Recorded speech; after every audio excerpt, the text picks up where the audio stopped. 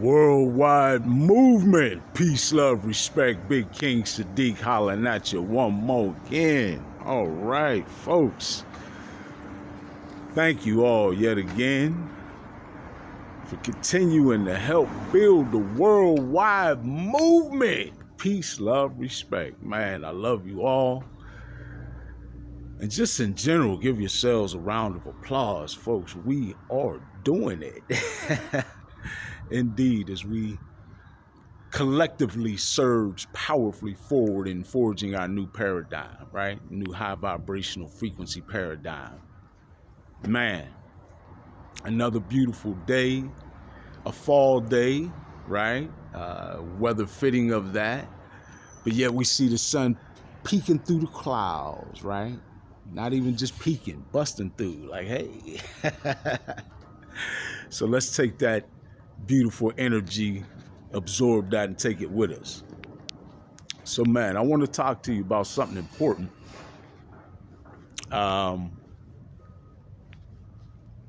Mature, compassionate action, right?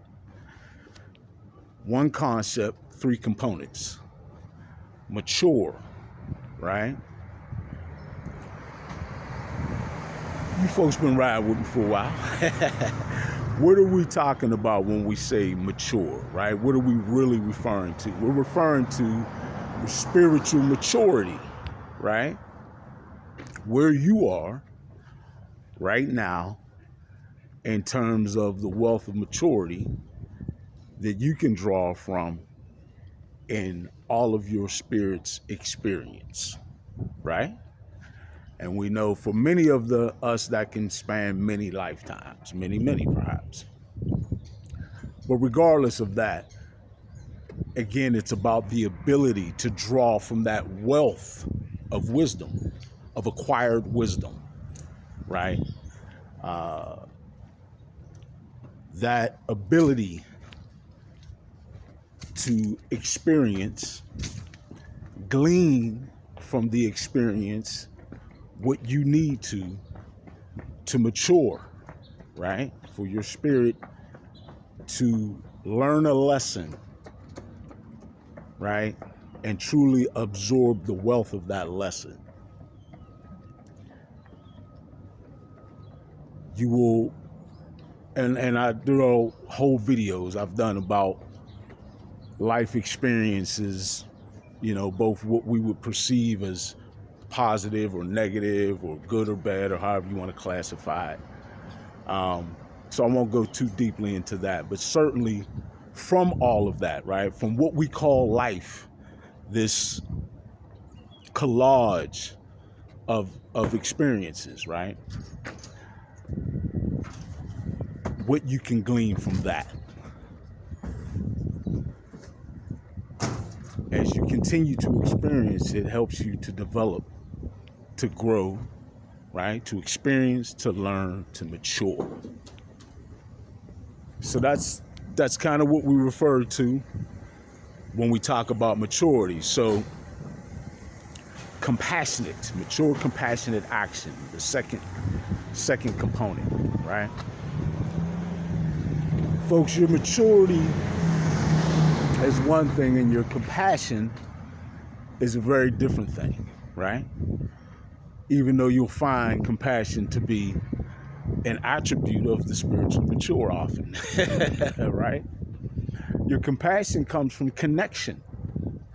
Your compassion comes from connection. Now, in my book, I speak about and I write about the differences between separation mentality and unity consciousness, right?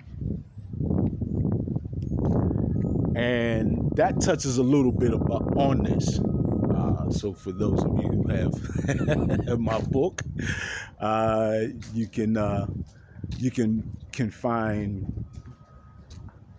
a lot more of what I feel, think, and have found expounded in that form.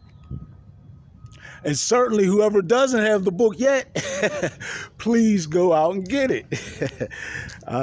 You can find it on Amazon, and it's starting to be in some bookstores, at least locally here in Pittsburgh, right? So, yeah, please, the title again, Peace, Love, Respect, This is the New Way. You can certainly find that on Amazon, so please check it out. But the point is, connection. How you see, view, and more importantly, feel to and with others. And the ultimate realization that we are all connected, right?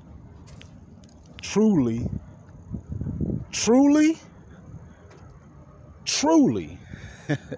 we're all family.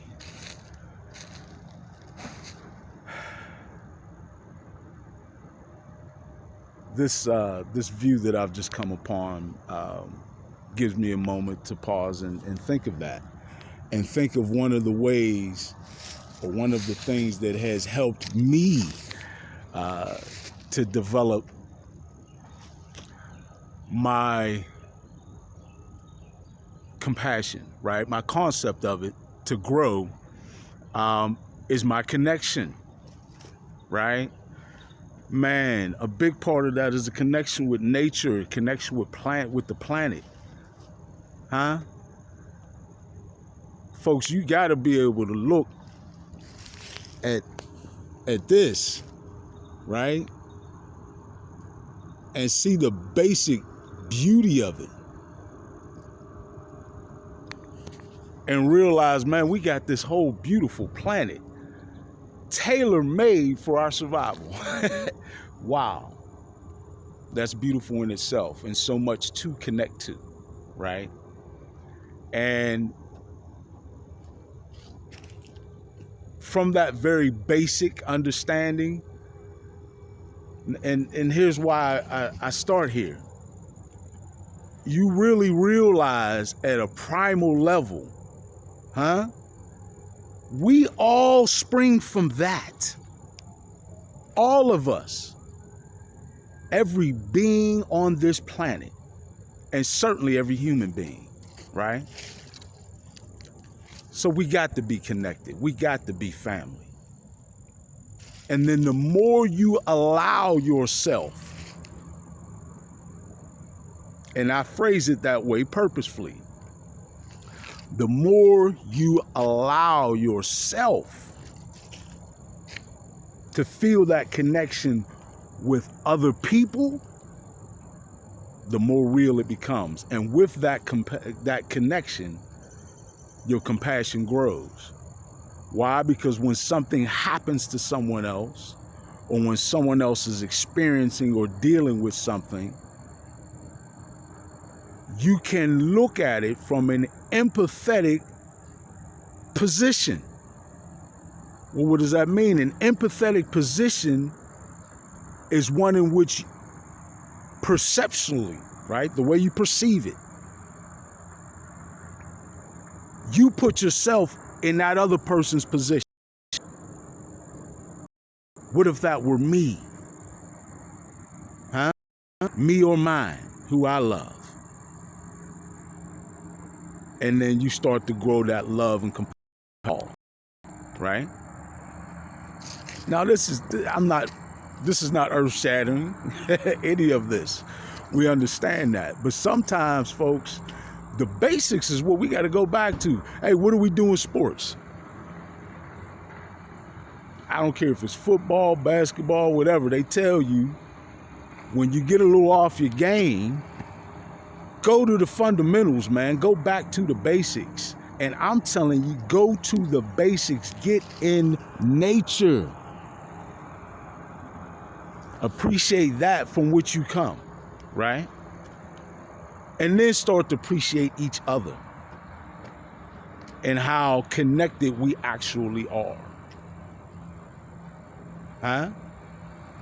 Man. So compassion comes from a place of connection, of relating, right? Being able to relate to one another. even if we haven't experienced the same experiences, we can lean on that old native phrase or saying, should I say, walk a mile in the next man's moccasins. When you walk in somebody else's moccasins, when you walk in somebody else's shoes, you don't just intellectually break down the situation or scenario in which you're observing. You put yourself in it and you allow yourself to feel. Now, action. What do? Right? We don't even have to expound too deeply on that. Action is quite simply, what do? You have maturity, compassion. What do? How do you live? How do you interact with others, particularly in some of life's most challenging situations? All right. So let's give a couple quick examples. Folks, what about parents who have a child born to them with some major ailment from birth, right? Or some major physical challenge, right? Mental challenge, something that would, to some people, right, quite honestly think, wow, if I had the chance to know that ahead of time, would I still want to have that child, right? And no judgment there. I'm not placing any judgment on that, because it's a great responsibility, right? Certainly, my answer is, yeah, that's more than worthwhile. And in fact, here's what I'll tell you. Because some people have thoughts like, well, why would a compassionate God ever have a child, come down, have cancer at 2, or, some of the other incredible physical challenges that we see, or other challenges that we see people born with, right? Why put such a thing on such a small life? Now, with maturity, you learn to use perspective, right? And you perhaps look at it a different way. Maybe that child, that beautiful soul that decided to incarnate into a physical body as those parents' child, maybe they came here specifically for that reason, for those two parents to go through that experience, to grow, to experience, learn, grow, and mature through that. As painful as it may be in different ways and at different times, maybe that child only lasts on this planet, or lives on this planet, a few months. There are children who only live a few weeks. And you say, my, what a terrible thing for a parent to have to endure. Or maybe, and you find this often when you meet those parents, maybe it wasn't that at all. You find it often when you meet these parents and you talk to them, they say it was the most beautiful 2 weeks of our lives, as painful as it was to lose them. They brought a beauty to our lives we would never have known. Huh? What about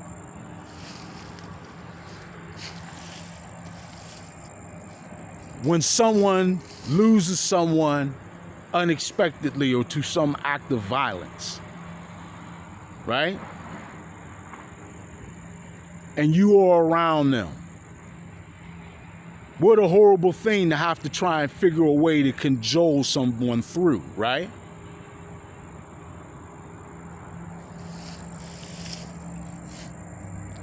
Now, your first thought is the pain. And if you do put yourself in their moccasins and their shoes, that pain is overwhelming. And you feel that for them, right? But with mature, compassionate action, there's a whole nother step or another level or another way in which you can deal with that, right? And folks, I've been through this on both sides of it, right? I've been the person who experienced the loss. I've been the person trying to comfort someone. The tendency is often to just feel the hurt with them, right? Because how can you not? It's a terrible tragedy. And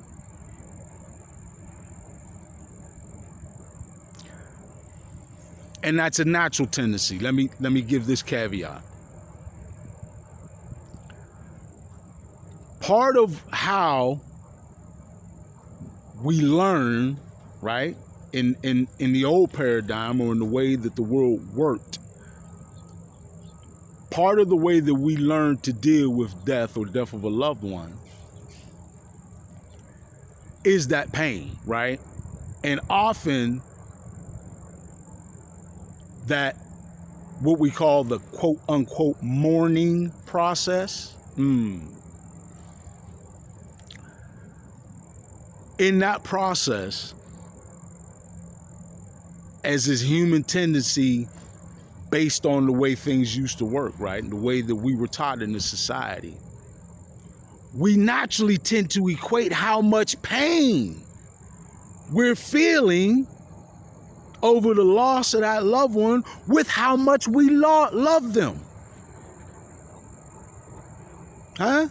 Sometimes you don't necessarily verbalize it, but you almost feel guilty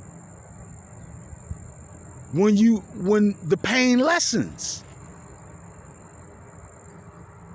And you sometimes subconsciously will bring yourself back into the most painful moments of that loss in order to regurgitate more of that expression of pain, right? Because this is a huge loss, and we can be talking about a parent, a spouse, a child, right?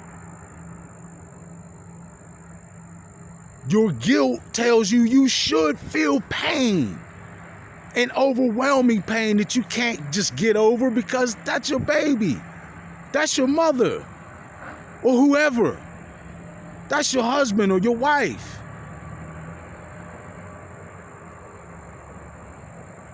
But in reality, folks, not in reality, because all that's real. In another perspective,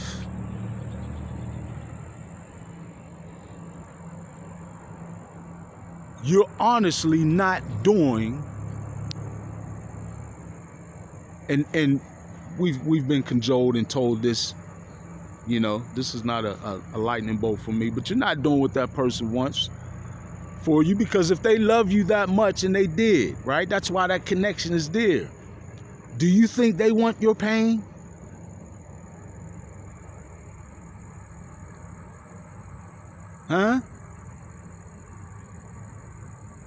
Not that they don't want you to forget them, of course. But do they want you to remember the pain? Do they really want you hurting? No. No, because when you love someone, you don't want them to hurt. You don't want them to feel that pain, right? Here's where mature, compassionate action comes in. Now, as the observer or as the person who's trying to cajole you can feel that same pain and you can dip down into the misery with them, and in a certain sense, at least you're giving them company in that pain and misery, and you're helping them to whatever degree it can on that level. But what they really need from you, what they really need is what they're having a tough time reaching at that moment. They need remembrance. Remembrance of what that person was, what they were to them, and why they love them so much. Because you know why? With that remembrance, they're touching into the beauty that is them. And when they touch into that beauty, you don't feel that there's so much lost. When you can look past the pain of them passing and remember the beauty of their life and what you shared with them. It's not about pain anymore. It's about appreciation of what they were. Now, you as the person who's cajoling or trying to get them to that point. So the maturity of your compassion, you feel it, right? You're right there with them. But your compassion is a little different because of that maturity. Because of that maturity, you know where they need to get to. Inside, you know that they need that connection back. Because they feel like they've lost that connection with that loved one. So you find your own way. Right? By not and here's the key, folks. You can't seek into the misery with them and stay there. Because they may have a difficult time pulling themselves out of the misery. Right? Understandably so. Your maturity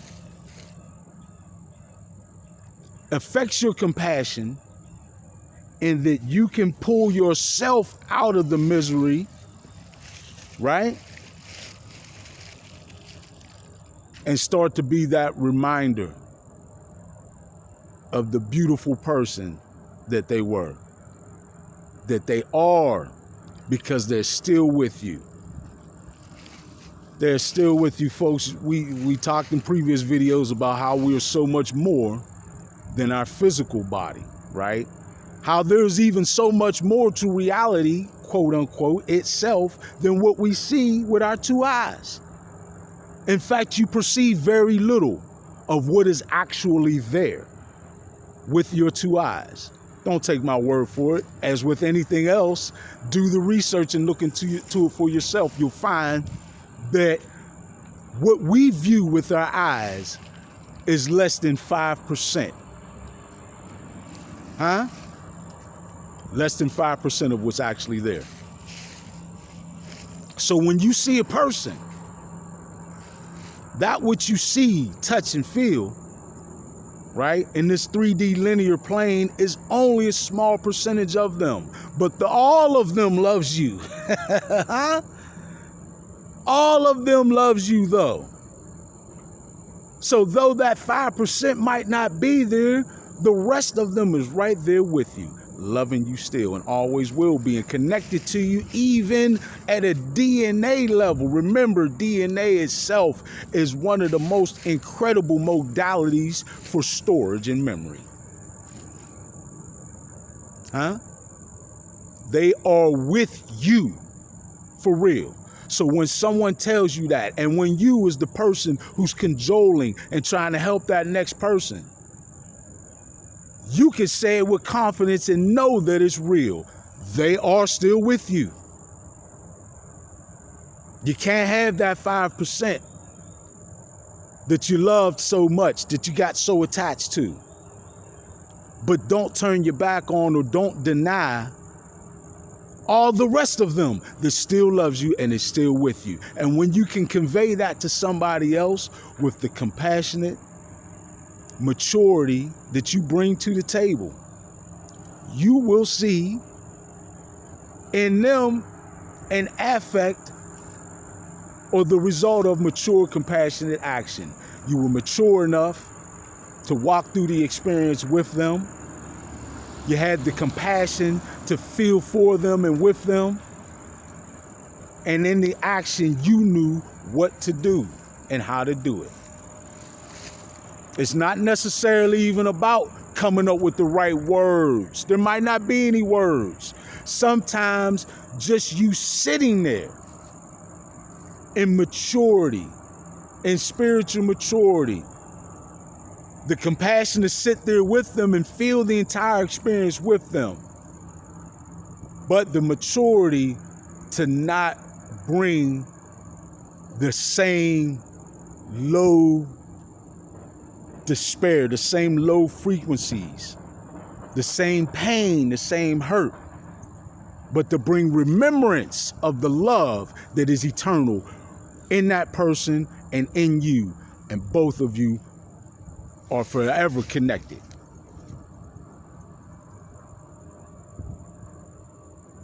Even at a DNA level, folks, how do we think that we have things inherited, right? So we can accept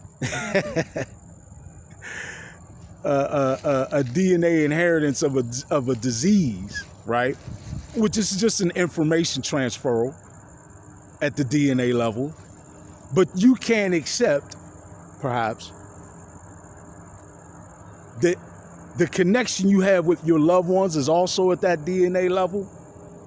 Look in the DNA, folks. It is the most incredible storage modality that we know. We don't